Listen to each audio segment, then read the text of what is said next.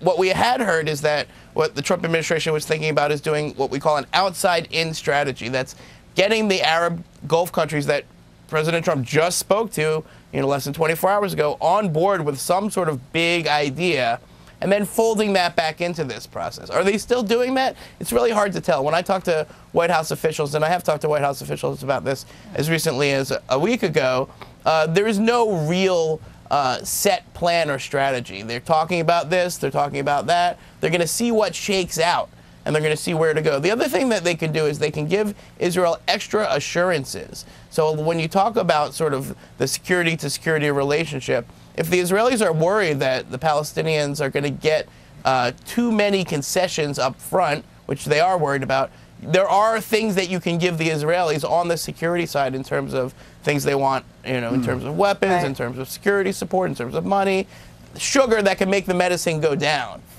So there's a whole basket of options that the Trump administration can draw from. But again, it's not clear to me that they've decided what they want to do. And I think part of this trip is actually for the president himself. He learns a lot on these trips, and what we keep hearing is that when he goes to these countries and speaks to these leaders, he asks them a lot of questions. What do you think about this? How do you think this is going to work? And a lot of this, which is a little strange, but this is the world we live in, is that Trump has to go to these countries and meet these leaders and hear from them directly how they want this process to proceed, what they're willing to do and what they're not willing to do, and then he can understand it better, and then that helps the whole process inside the White House. It's like it's almost as a businessman doing due diligence is almost what it is. I mean, I just see kind of the business brain there when you talk about that. What about, there's a huge, billions and billions of arms deals between the United States and Saudi Arabia. There was some rumblings this weekend that may have unnerved the Israelis who want the best and the newest weaponry from the United States. Any blowback on that front? Yeah, I mean, I think that's one of the things everybody's going to be watching over the next 24 hours. What I've heard talking to administration officials is that, while we have this deal for, $110 billion of new weapons for Saudi Arabia, $350 billion potentially over 10 years. Now, nobody knows if the numbers are actually going to get that high. Basically what you do is you announce these big numbers, and then you see what happens. Right. It could be all that money. It could be less. What I've heard directly from White House officials is that none of those items threaten what we call Israel's qualitative military edge. It's a commitment in U.S. law that we won't give the Arab states anything that we wouldn't give, that the Israelis don't already have. So you can give them a ton of weapons, but you can't give them the stuff that would really challenge Israel's ability to defend themselves if they ever got into a shooting war with the Arab countries. We're watching Benjamin Netanyahu arrive at the location right now. He will be there. So will the president of Israel, and we know that the president of the United States plane is still taxiing. Air Force One's still taxiing there. He's not. We don't have the plane up to the stairs yet, but we're getting closer to the ceremony. We're awaiting the president to step off of Air Force One. And Josh, back to those deals. And the president talked in Riyadh about, quote, shared interests and values. He did so without mentioning human rights, and that was some of the big criticism back here in the United States. So again, as we watch Benjamin Netanyahu awaiting President Trump's arrival, the question is, what are those shared interests and values if human rights has now been taken off the table? Right. What the president said was fascinating. He said, we're not here to lecture you. We're not going to tell you how to live your life. We're not going to tell you what to do in your own country. And while administration officials will say that that's not an abandonment of the United States' historic role as a leader and defender of human rights, that's how a lot of these leaders in these nations are going to hear it. And they're going to see it as a green light to do whatever they want to do inside their own countries. And many of these autocracies are just brutal to many of their citizens, including Saudi Arabia. It's just a fact. You can't deny it. Yeah. Now, when he talks about shared interests and shared values, then that's where he's talking about, okay, what can we agree on besides all that, difficult human rights stuff? And that's really, going after extremism, going after terrorists, being tough against Iran. There are a lot of things that the U.S. and the Gulf countries agree on. How to treat their own citizens, just not one of them. But, they say history doesn't always repeat itself, but it often rhymes, right? And this is sort of where we're going back to, a traditional stance that was a version of what we saw in the George W. Bush administration, although I would note here that George W. Bush had a freedom agenda and pushed in his own way, and Condoleezza Rice, the Secretary of State, had a very nuanced policy of pushing towards these countries to reform in their own way, in their own time, with a mix of carrots and pressure. Hey, Josh, and sticks. We're watching this plane taxi here. I want to bring in Sarah Murray quickly. She's in Jerusalem for us this morning. She's been following the president's trip from, the perspective of the White House press corps. And Sarah, good morning again. We're still waiting for the plane to get up there to the stairs and to have the deplaning and the whole ceremony. But you can see everyone is ready to go here. Josh was just talking about deliverables. From the White House perspective, what are the deliverables from this leg of the trip that they would like to bring home? Well, look, we know what the president's broad goal is, right, which is a sweeping Mideast peace agreement. I don't think anyone is really expecting that he's going to show up here for 2 days and meet with the Israeli and Palestinian leaders, and all of a sudden everyone is going to agree.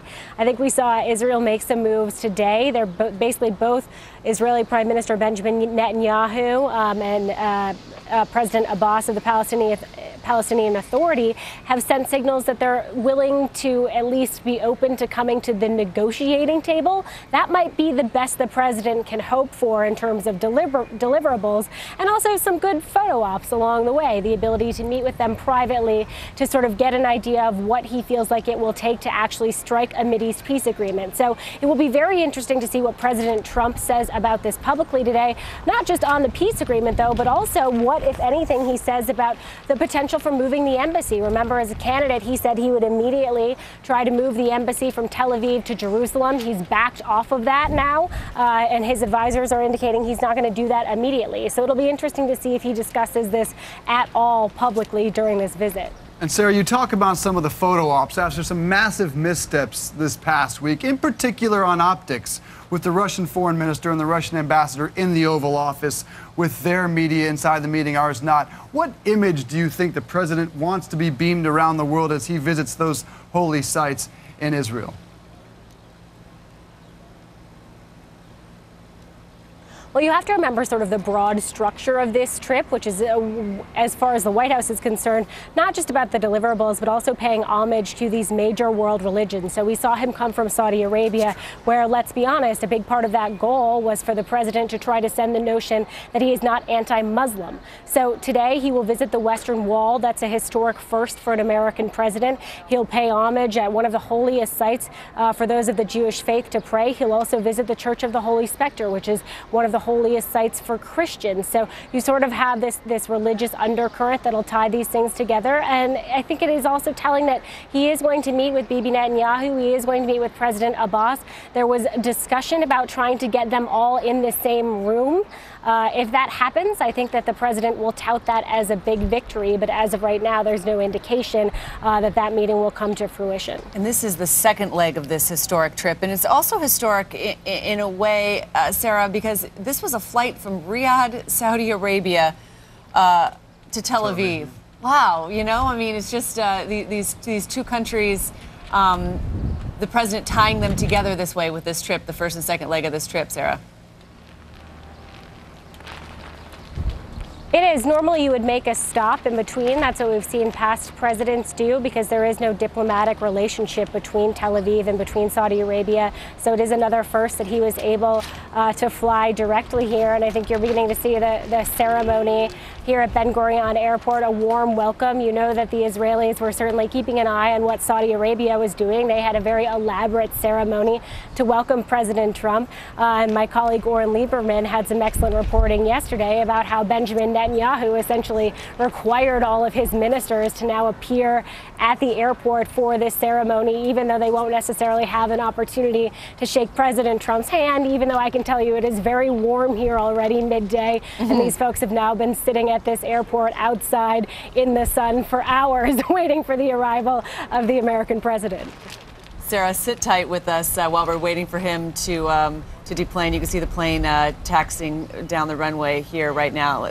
Let's get Josh in here. Yeah, Josh Rogan back with us from the Washington Post. Optics obviously very important for these world leaders, and we've been told that pageantry and flattery are very important now in welcoming, in particular, this president. But Josh, let's look back on what the president said just May 3rd about Mideast peace. Quote, it is something that I think is frankly maybe not as difficult as people have thought over the years. Clearly, he'll be welcomed with an entirely new reality when he starts to meet with these leaders regarding the difficulty of Mideast peace, but he wants some sort of W. He's a transactional guy. What small victory could perhaps the president take from this visit to Israel? Right. What he just wants is he wants both of these leaders to endorse the fact that he, as the president of the United States, brings something to the table that will change this pattern of failed Mideast peace processes that have gone back, I don't know how many decades, right? The big idea here for President Trump is that he is a unique figure in history, right? When we saw, this is what President al-Sisi of Egypt said yesterday when in Saudi Arabia. He said, well, Donald Trump is special in some way, and that his unique participation will push forward these intransigent issues in a way that we just can't anticipate. And if he can get both sort of Prime Minister Netanyahu and President Abbas to buy into that frame, that's enough. That'll do it. All right, and that'll get us to the next whatever. Right, and it's sort of what we call in Washington a self-licking ice cream cone. Okay, this is a machine that exists to perpetuate itself. He's not trying to solve anything on this trip. He's trying to keep it going. Okay, and the longer they can keep it going, the greater the chance something will shake out, and they'll figure it out on the way. And that's really how they're doing it. It's sort of an ad hoc process. It's a president and his team who don't believe that there are obstacles that they can't overcome. And now that's, you know, in one way inspiring and in another way naive. And, you know, if it works, then great. I don't think there's anyone in the world who doesn't want to see, well, maybe not anyone, but most people don't want to see progress in peace between the Israelis and the Palestinians. President Trump seems to genuinely believe that he has some sort of special ability. You know, the problem that most analysts look at is that he doesn't seem to have any plan or any strategy to get there. And when you ask White House officials about it, they always say the same thing. They say, well, listen, we have to try. How can you not try? And that is an appealing sort of idea. It's an idea that's not unlike an idea that we heard from President Obama and Secretary of State John Kerry, who pursued a very sort of similar ideal. But the details matter. And what we haven't sort of seen is how do they plan to get from A to B? And that's probably because they don't want to constrain themselves. They don't want to say, this is what we're doing, and then if that doesn't work, they're out of options. Josh, yeah. I wanted to ask you, we're watching the stairs being pulled over there to the Air Force One. What is the influence, do you think, on this leg of the trip from Jared Kushner, the son-in-law and an advisor to this president? There are a lot of folks on the first leg, the Saudi Arabia trip. They said they saw his fingerprints all over so much of that leg of the trip, with all of those deals being announced and the deliverables there. I think his influence really can't be overstated. You know, I've met with White House officials about this trip before they left. It's true that Jared Kushner was the lead negotiator on the arms deals. It's also true that he is the lead official dealing with this Israeli-Palestinian peace initiative. Now, a lot of the legwork has been done by Jared Kushner's staffer, a lawyer named Jason Greenblatt. He's made several trips to the region, met with the leaders there, and set the stage for a lot of this. So it's not as if Jared Kushner is doing every call and taking every meeting, but he's overseeing this. He's been delegated this. Now, that for in a large way was the result of the Trump White House having very few people to rely on in its early days. You know, what I'm told by White House officials is that recently Secretary of State Rex Tillerson has been brought into this process. And now there is a more robust interagency structure that is dealing with these issues in a more conventional policy kind of way. But that's very recent, you know, and that process hasn't really meshed necessarily with the preparations for this trip. as much as you would think. So Jared Kushner has been given a huge amount of responsibility over these issues, and the president has really depended on him to not only set the broad frame, but also to have his team set up each of these stops in a way that can sort of produce not only photo-ops, but as many deliverables as possible. We are, again, if you're just joining us, 5:33 Eastern Time, just past 12:30 p.m. there in Tel Aviv, awaiting the arrival of President Trump, his staff, Melania as well, and you see the president there and the ambassador. So this is a massive meeting ahead of a speech, of a trip to Jerusalem, a visit to the Western Wall, and again, the Israeli president, the Israeli Prime Minister Netanyahu, all awaiting Mr. Trump. Josh, if you could give us some of the tensions ahead of this visit regarding the embassy move, regarding the intelligence sharing. What tensions might exist between U.S. and Israeli officials ahead of President Trump's arrival? Right. It's a great question, because what I keep hearing from Israeli officials and those who speak with Israeli officials, and indeed some of a big portion of the pro-Israel community in Washington, is that they don't think that President Trump is living up to the positions that he promised them during the campaign, right? What he promised was that the U.S. and Israel would be, as Mao Zedong would put it, as close as lips and teeth. No daylight between them, that whatever Israel would want, Israel would get, okay? And immediately after the election, all of that changed in a big way, right? And you pointed out a couple of the things. One is the promise to move the U.S. embassy from Tel Aviv to Jerusalem, which really isn't necessarily an Israeli priority, by the way. It's always been more of an American issue than an Israeli issue. But the Israelis, nevertheless, were good with that.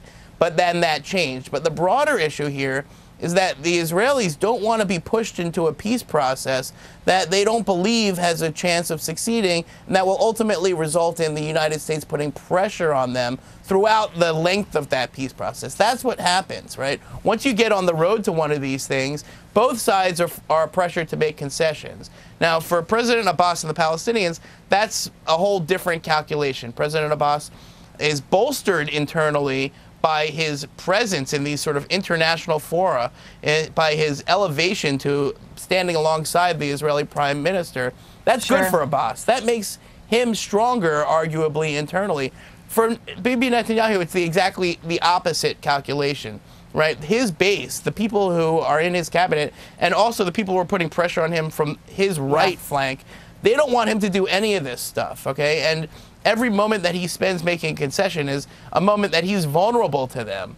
Right. And there's not a lot of faith, frankly, inside the Netanyahu administration that this peace process is going to amount to anything. So, and if it's going to be a vanity project for President Trump, they don't want to pay the price. We're watching as we're awaiting the arrival of the President of the United States, Donald J. Trump, and his entourage to Tel Aviv, the second leg of his week-long trip, a trip that has been framed as uniting and listening to and connecting the three major religions. I want to bring in Nick Robertson. He is in Riyadh. He's on the first leg of that trip where the president has departed from Riyadh straight to Tel Aviv here. Hi there, Nick. We know that the optics here are really important. It was a pretty successful first leg of this trip, and now the Israelis are literally rolling out the red carpet for this president. There are optics first, and then there's substance. What do you expect here? Well, he seems to be coming off a successful first leg here, but of course the difficulty of speaking to individual audiences, which is what he did here. His big speech here was absolutely tailored for the Arab Muslim audience, is how is that going to play on the next leg? And we've heard some pushback from Israeli officials that the whole defense deal between the United States and Saudi Arabia, $109 billion worth of it, is counterproductive in their eyes to regional security. I think for potentially the difficulty here, and we did see elements of it in Saudi Arabia, that President Trump is perhaps shaping the arena for trying to do something on Israeli-Palestinian peace, because the two people that spoke after him and the king, there was King Abdullah of Jordan, a significant player in Israeli-Palestinian peace, and President Sisi of Egypt, again, a key player, borders Israel, a key player in Israeli-Palestinian peace. So you could see perhaps the narrative being given here and the floor being given to those who can help President Trump further down the road. But the problem comes, and as your guest is saying there, it is when concessions have to be made. And the difficult thing that Donald Trump is going to have here is the credibility. We've seen him reverse his message on Muslims. We've seen him do that here. We've seen him reverse it on NATO. That will be another later visit on his trip. We've seen him reverse it, at least for now, on the positioning of the US Embassy, not moving it to Jerusalem. And that's what negotiations need. Both parties need somebody that they can trust and believe in, that they believe can support them, that when they give a concession, that interlocutor will make the other side give a concession. And key to that is the word trust. And key to that is knowing that what someone says is their word. And that's the thing that Donald Trump is going to have to engender in this region. And that takes time. So 2 days in Riyadh is not going to deliver that. It's an aspiration. His time in Jerusalem, visiting the West Bank, it's an aspiration. He can begin to move towards it. But it's going to take, and he and his advisors will know this, Nick, it's a lot more than one visit, one speech. Nick, we're watching pictures of Jared Kushner and Ivanka Trump. They are already there on the tarmac, so they're coming over to where this opening ceremony is going to be. We've been talking a lot about Jared Kushner's influence as an advisor to his father on this, his father-in-law, and also his boss, and the history, Nick, of this moment. There's the president, and there's Melania Trump. The history of this moment is this. I'm told that this is the president's first trip to Israel. And also the history of, Nick, the president coming from Riyadh, these two countries that don't have diplomatic relations. That's historic and symbolic too, isn't it? It is. I mean, I think it's very symbolic and telling that Donald Trump is doing things that previous presidents haven't done, which is, what's been termed the first daylight flight.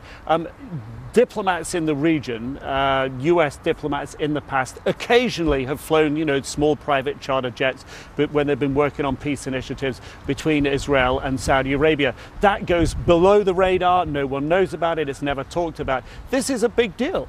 That President Trump has flown direct from Riyadh to Israel. It is a first, and it is significant because it shows he's different. This is what the Arabs believe, that he is courageous, that because he acts outside the box, he can make a difference, where other leaders, are contained and constrained by advisors and by past history. The expectation is that reality will ultimately catch up with Donald Trump. There are constraints, there are difficulties. Sure. It's not a quick fix. All right, we saw President Trump shake hands with Israeli President Rivlin, with the Prime Minister Benjamin Netanyahu and his wife. A very friendly embrace indeed, you notice there, between President Trump and Bibi Netanyahu. Let's just listen in on what's happening as Mr. Trump and Melania meet with Israeli officials there on the red carpet. Welcome. Mr. President, good to see you again. Good to see you.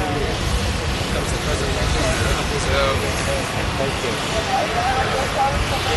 המשמר יחטיף את נשקו. החטף! צ'ק! Staying over there, honey? Any preference? Very hot day. Any preference? Let's go, honey. Let's go. Let's you and I walk up here then. No, that's So they have all this protocol. We never know what is the protocol? Do you have any? Who knows? Negotiate with any process. I think they'll just tell us where to stand. Mrs. Trump here. Okay.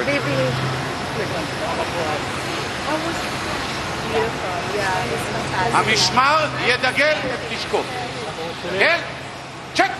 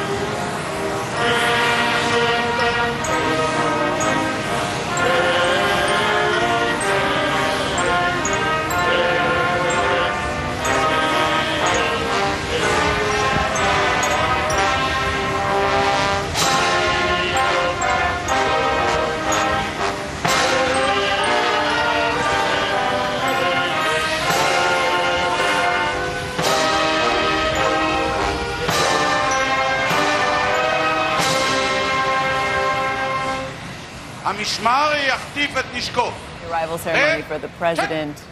President Trump, Melania Trump, arriving there in Tel Aviv, his first trip to Israel, we're told, and a historic flight from Riyadh, Saudi Arabia to Tel Aviv, really symbolic as well. We expect this will be a 2-day trip, and he's got a lot in the next 2 days. Yes, he does. He will go to Jerusalem. You can expect more of this grand pageantry as part of this 9-day trip abroad for the president. President Trump there with President Rivlin of Israel and Bibi Netanyahu, the prime minister. We'll listen in a little bit more on the sights and sounds there on the red carpet.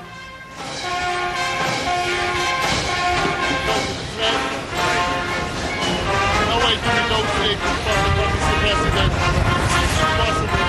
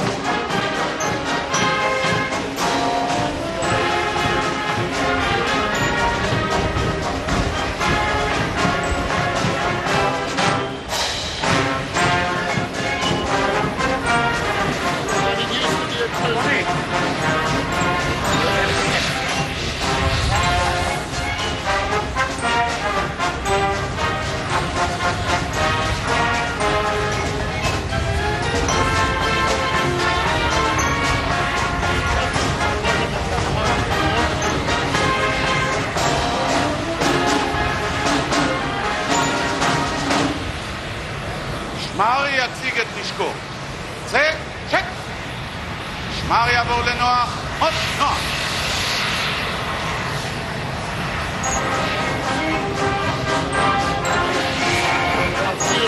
Thank you. Great trip.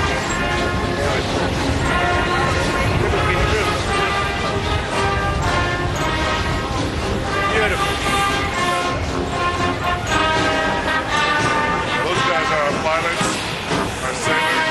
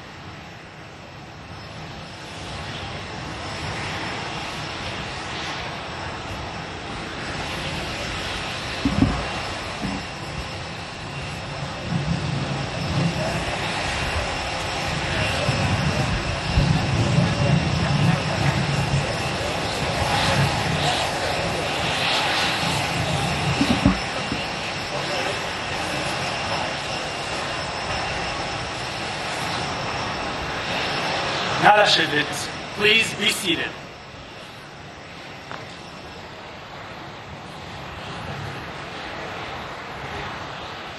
גבירותיי ורבותיי, דבר נשיא מדינת ישראל, ראובן רובי ריבלין. The President of the State of Israel, Reuven Ruvi Rivlin, will deliver his welcome remarks.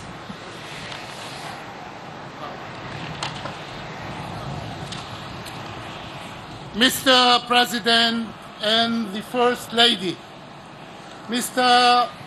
Prime Minister and his wife Sarah, distinguished guests, dear friends, welcome to Israel.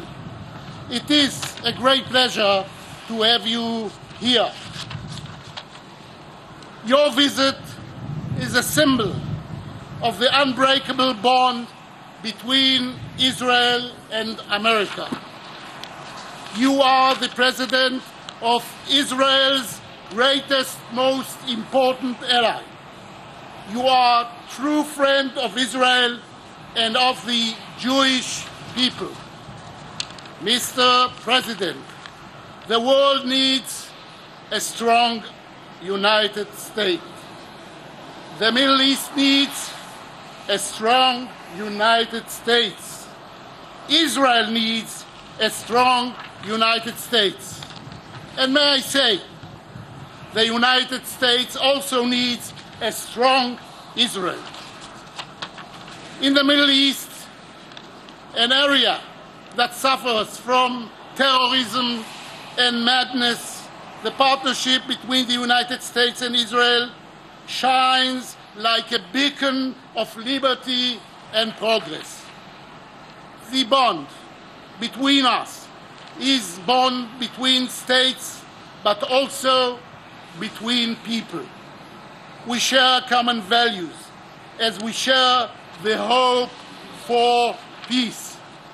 The people of Israel are excited by your arrival and have great expectation from this visit. We thank you for your commitment to Israel's ability to face the threats of today and of tomorrow. Mr. President, today I will have the honor to host you in Jerusalem. We are honored to have you here with us as we mark 50 years of Jerusalem Day, Yom Yerushalayim, as we say it in Hebrew. It makes us very happy to know that Israel's most important ally recognizes the significance of Jerusalem to the Jewish people all around the world. Jerusalem is the beating heart of the Jewish people, as it has for 3,000 years. Mr. President, you come here to Israel from Saudi Arabia. You will be at the Western Wall and visit the Holy Church, and then you are going to the Vatican. In just one journey, you will visit the three holiest places for Islam, Judaism, and Christianity.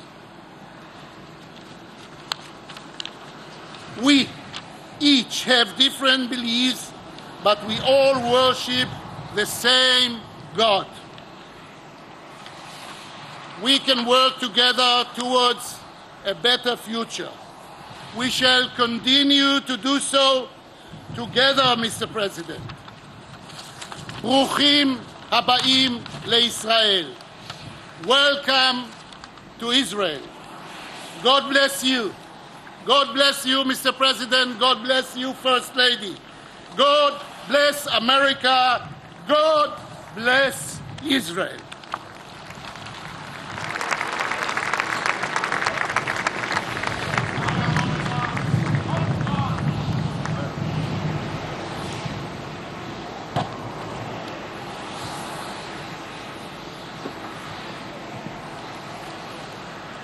גבירותיי ורבותיי, דבר ראש הממשלה ושר החוץ בנימין נתניהו.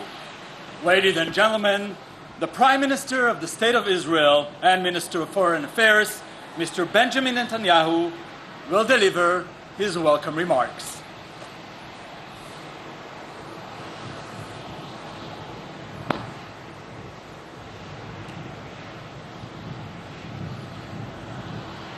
President Rivlin and his wife, Nechama,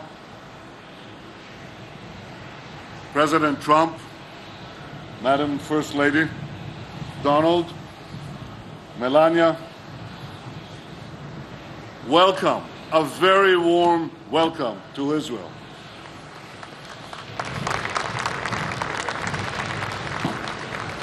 Your visit here, Mr. President, is truly historic. Never before has the first foreign trip of a President of the United States included a visit to Israel. Thank you, Mr. President. Thank you for this powerful expression of your friendship to Israel.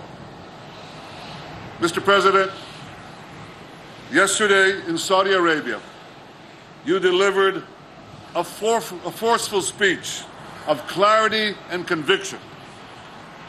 You called on all nations to drive out terrorists and extremists. You called for the forces of civilization to confront the forces of barbarism. Mr. President, for 69 years, Israel has been doing precisely that. We've manned the front lines of civilizations. We've fought terrorism. And we've built a modern, vibrant, democratic Jewish state. In doing so, Mr. President, we've protected all faiths, Muslims, Christians, everyone. Throughout the Middle East, Christian communities are decimated, minorities persecuted. But here in Israel, we're proud to have a growing and thriving Christian community, and we guarantee the rights of all. Mr. President, Israel also shares the commitment to peace that you expressed yesterday. We've already made peace with Egypt and with Jordan, and Israel's hand is extended to peace, in peace, to all our neighbors, including the Palestinians. The peace we seek is a genuine and durable one, in which the Jewish state is recognized, security remains in Israel's hands, and the conflict ends once and for all. Mr. President, you just flew from Riyadh to Tel Aviv. I hope that one day an Israeli Prime Minister will be able to fly from Tel Aviv to Riyadh. May your first trip to our region prove to be a historic milestone on the path towards reconciliation and peace. I look forward to working with you in the years ahead, Mr. President, to advance security, prosperity, and peace. I'm confident that under your leadership, the remarkable alliance between Israel and the United States will become ever greater, ever stronger. Donald and Melania, the entire U.S. delegation, on behalf of the government and the people of Israel, we welcome you to the State of Israel. May God bless you, Mr. President. May God bless Israel, and may God bless the United States of America.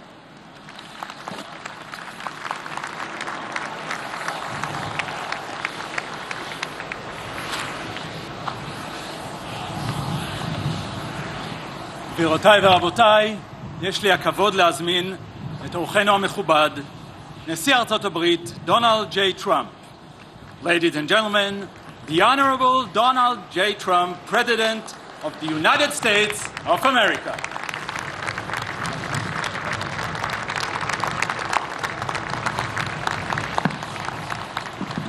Thank you and shalom.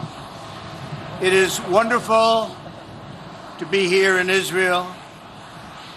President Rivlin, Mrs. Rivlin, Prime Minister Netanyahu, Mrs. Netanyahu, thank you very much.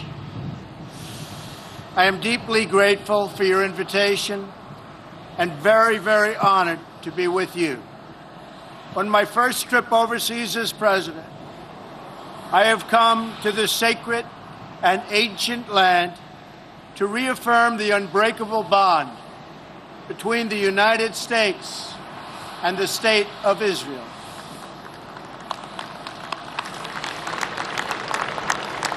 In this land so rich in history, Israel has built one of the world's great civilizations, a strong, resilient, determined, and prosperous nation.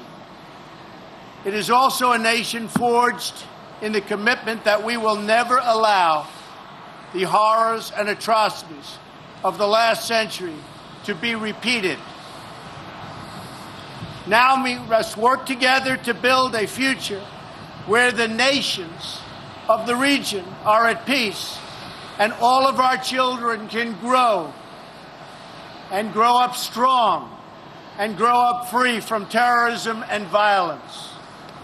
During my travels in recent days, I have found new reasons for hope. I have just concluded a visit to Saudi Arabia, where yesterday I met with King Salman and with the leaders from across the Muslim and Arab world.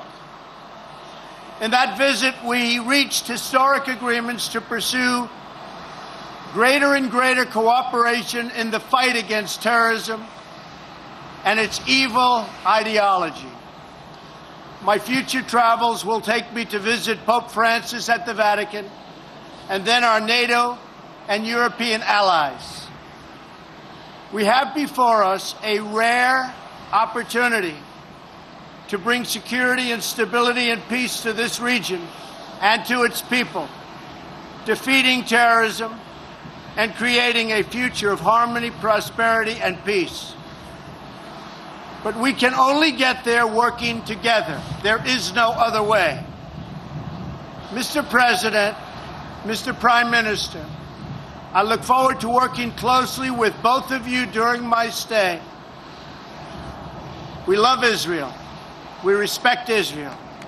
And I send your people the warmest greetings from your friend and ally, all of the people in the United States of America. We are with you. Thank you and God bless you. Thank you. שמר יעבור לדום. שמר, דום. שמר יעבור לנוח. מות, נוח.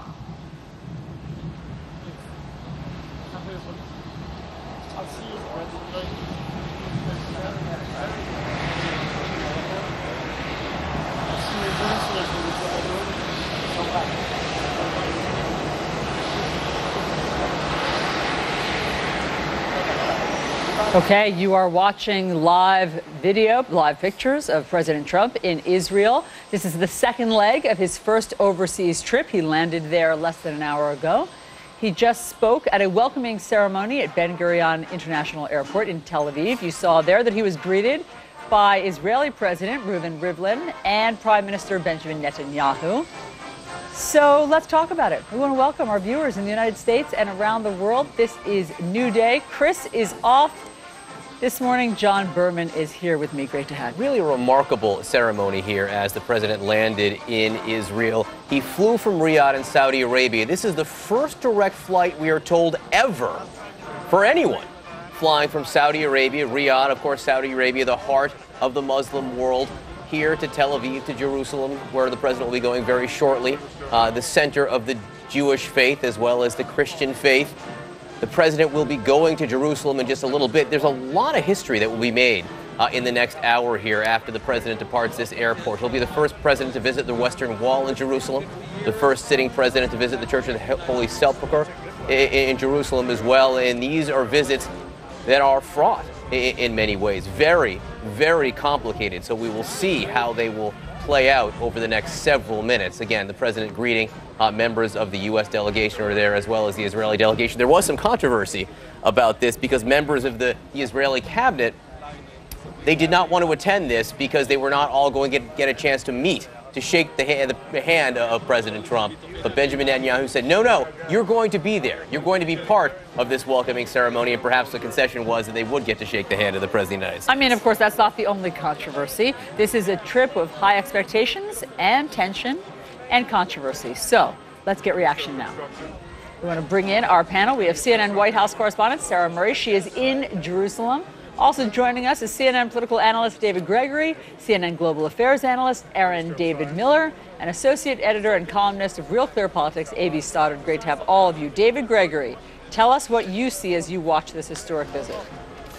Well, I think as the Israeli Prime Minister noted with some pride, this is a president who is putting Israel at the center of his foreign policy. It's his first foreign trip where he's coming to the Middle East. He's putting an emphasis on reconciliation between faiths, reconciliation between his rhetoric as a candidate and how he wants to conduct himself as a president on the world stage.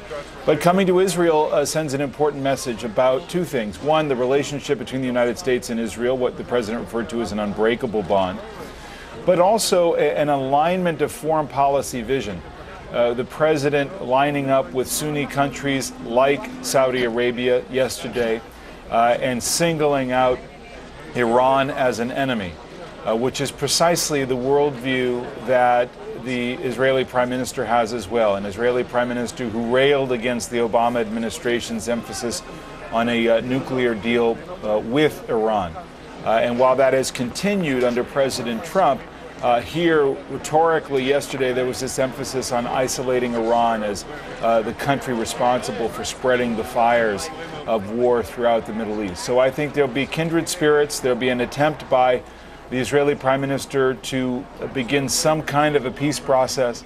Aaron can speak about whether there's real conditions to get that started. But I think the symbols, including what we can talk about the visit to the Western Wall, are powerful symbols for a U.S. president to be sending to Israel and to Jews around the world. You know, the president said we have a rare opportunity to bring peace to the region. Aaron David Miller, that's a pretty high bar. That's a rare opportunity that has been sought and reached for by many U.S. presidents. It is indeed. I spent most of my professional career trying to figure out a way to bring Israelis and Palestinians and Arabs and Israelis together. But for today, John and Allison, I think the key is for both Mr. Trump and Mr. Netanyahu to demonstrate that the channel has been changed, that the tension and dysfunction from the Obama years has now been replaced with a greater understanding, a greater willingness to manage differences in the U.S.-Israeli relationship and do it quietly and discreetly. And second, I really believe an effort to be made by each man to demonstrate that they alone have the capacity to move this relationship and Israeli peacemaking forward. Mr. Trump, because he's inherited a new alignment between Israel and the Arab states, and Mr. Netanyahu, because he has the capacity, so he believes, to manage this relationship. And next year he will become the longest governing prime minister in the history of the state of Israel, surpassing Israel's greatest prime minister, David Ben-Gurion. But below that lies some tension and some real contradictions that are going to have to be deftly managed. And Aaron, I just want to stay with you for one more second, because as you say, you've devoted, the better part of your adult life to trying to figure out Arab-Israeli peace, and you had this moment recently where you met with Jared Kushner, the man that President Trump has tasked with trying to figure this out, his son-in-law. And what advice did you give him? Well, I actually told him, Allison, that I wished my father-in-law had as much confidence in me as his father-in-law appears to have in him, because he's given him mission impossible, or at least mission implausible. And we both admitted that this is hard. I think had I been able to sit down and talk to him, I think I would have said, look, the reality, as important as the mediator is, the so-called man or woman in the middle, the more important reality is the two guys who sit to your either side. Are they willing to demonstrate the leadership and the ownership to essentially make the decisions that would allow a skillful and willful mediator to bridge the gaps? Christiane Amanpour joins us now as well. And Christiane, as you watch what we are seeing here, it is notable that in some ways President Trump probably more popular in Israel than he is in the United States right now. The same was probably true in Saudi Arabia. And as we note, this president who is at times seen as unconventional, there are unconventional stops on this trip in Israel. It was unconventional to fly from Riyadh, unconventional to go straight to Jerusalem, and very highly welcome, by the way, by the Israeli leadership that the president will be in Jerusalem in a matter of hours. What do you see here this morning? Well, obviously, it is a very significant trip, as you've all said, for the President of the United States to make his first trip to that part of the world is an unusual departure. The flight of Air Force One to Israel from Riyadh, yes, that was the first time, but it is not a significant breakthrough. The president and his people had hoped to be able to bring back from Riyadh an agreement from there that Israeli flights would have overflight rights. We don't believe that he's been able to secure that, or that telecoms, direct phone calls, would be reestablished between Israel and parts of the Arab world. We don't believe that that's happened either, because we haven't heard about it. What he's done, though, in Israel and in Riyadh is actually tack back from campaign rhetoric to more traditional bipartisan U.S. foreign policy. Yes, in Riyadh, he talked a lot about the need to fight terrorism. That is no different from the other presidents who've been there, particularly since 9/11, and said the same thing. In Israel, he is saying a lot about peace, trying to bring all sides together, talking about the three great Abrahamic faiths, which have, their holy sites in Jerusalem. But he is not talking about moving the Israeli embassy, as he said on the campaign trail. Many presidents, many wannabe presidents, talk about moving the embassy from Tel Aviv to Jerusalem. It hasn't happened. It's unlikely to happen. He is not talking about either other such issues that the Israelis really want.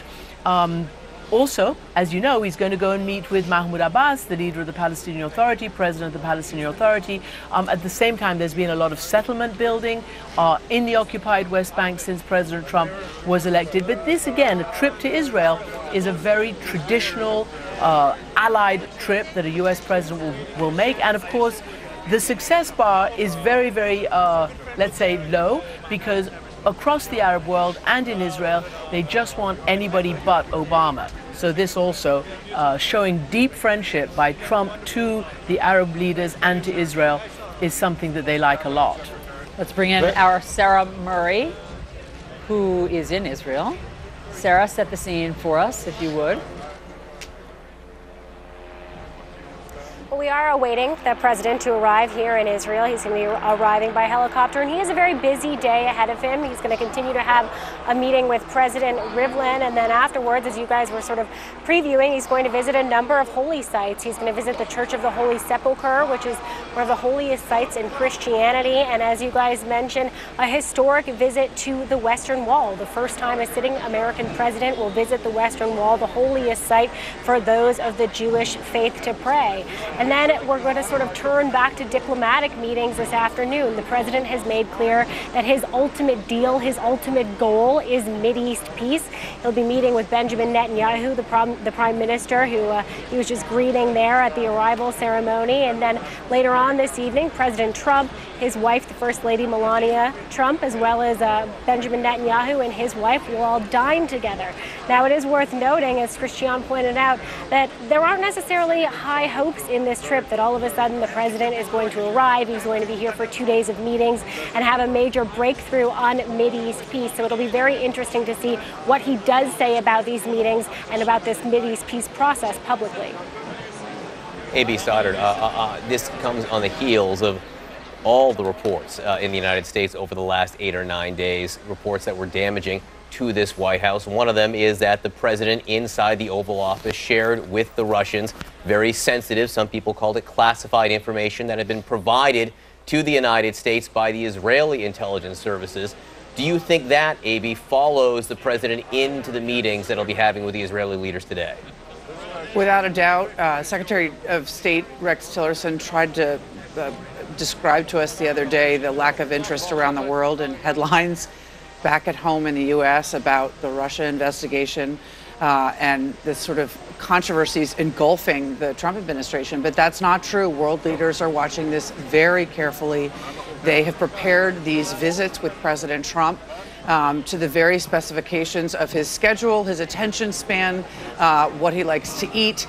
And they're actually really rolling out quite an experience for him. I wonder if he's going to actually want to come home after dreading this trip all these weeks in advance. I think he's having a wonderful time. But I think he's getting a reprieve from those kinds of pressures. I doubt anyone in those meetings are raising any of this. Staff, of course, is working behind the scenes to try to strategize about how to deal with this when they return. But they know this is a man who speaks off the top of his head in private. On the trip, he's been very disciplined in public, remaining teleprompter Trump and giving very good direct speeches without going off script. So far a success, but everyone knows what he's going through at home. The president is heading now to Marine One. You see him walking there with Prime Minister Benjamin Netanyahu, and he will be flying to Jerusalem, where we just got that scene setter from our Sarah Murray. David Gregory, what are you looking for and watching today, including the tension? Well, again, as we watch the choreography of this visit, as Aaron was saying, it's so significant because it represents a changing of the channel, that you would have a president make Israel a priority so early in his administration, something that President Obama did not do, was criticized for not doing. So you have that. You have a like-minded approach to foreign policy and security policy in the region between Netanyahu and President Trump. It's going to be a question of how much effort the Trump administration wants to dedicate to the notion of peace between Israelis and Palestinians. And on this other issue of sharing intelligence, this is something that in the Israeli press has been a major issue. You've had a former director of Mossad who called Bush a bull in a china shop, or a Hebrew expression that is similar to that. And that he said that he would talk about withholding intelligence from the CIA. So I think this very definitely will come up, perhaps not at the top leader level, but certainly among officials who go back and forth. But again, I think the choreography of the trip, particularly the visit to the Western Wall, there was some discussion of whether the Israeli Prime Minister would accompany President Trump to the visit to the Western Wall. That's so significant politically, very significant religiously, and sends a very strong signal that we'll see later to the Israeli people and to the rest of the world about how the United States views the Jewish character of both Jerusalem and Israel, which is a message that the Israelis very definitely want sent. We just saw an interesting picture right there. It was almost a team photo of the Netanyahu family and the Trump family, the two leaders with their wives there with their hands clasped as they begin this trip. And I think that is an image that both leaders very much want to send to their domestic audiences, that they are united. And one thing that does happen when U.S. leaders visit Israel or any country is that the host country likes to show off, likes to point to the important things that country wants to portray. And we believe this is President Trump's first visit, Donald Trump's first visit to Israel. And Aaron David Miller, that is a moment of huge significance for anyone interested in history, because until you are there, until you see for yourself the land which is of monumental importance, but it's so frankly very, very small, it's hard to understand some of the conflicts at play, Aaron. I mean, I think examining the real estate, and of course this is a president who knows quite a bit about real estate, is critically important. You know, I've been on any number of helicopter rides with American secretaries of state and Israeli prime minister and defense ministers when they fly over Israel's narrow waist.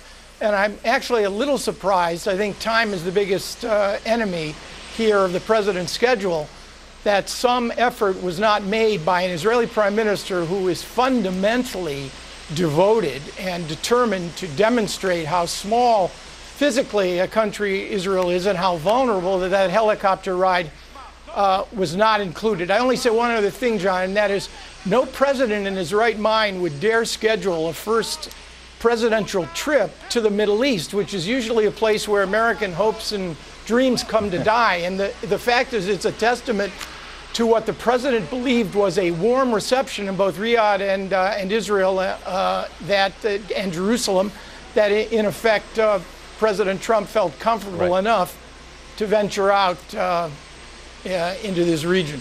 It's a risky trip, but a trip that we are seeing play out before our very eyes. The president now on Marine One. He will head to Jerusalem, where he'll have a bilateral meeting with Reuven Rivlin, the president of Israel, and then this historic morning continues. Absolutely. It is filled with so much expectation as well as possible tensions. So we are keeping an eye on all of this for you. But can the president escape what has been chasing him here in the United States? All the issues surrounding Russia. The former FBI Director James Comey, he will testify before the Senate Intelligence Committee. The potential fallout from that when New Day continues.